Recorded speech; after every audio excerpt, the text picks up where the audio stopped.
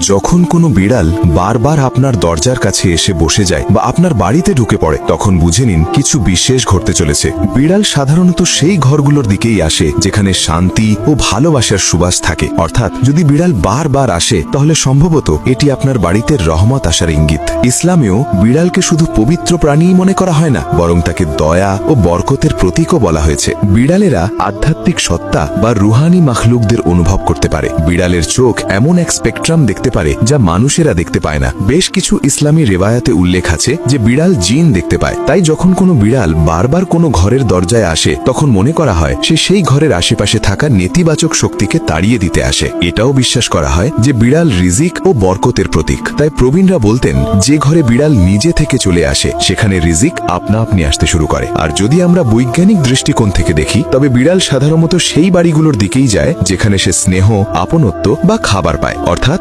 বিড়ালের দরজায়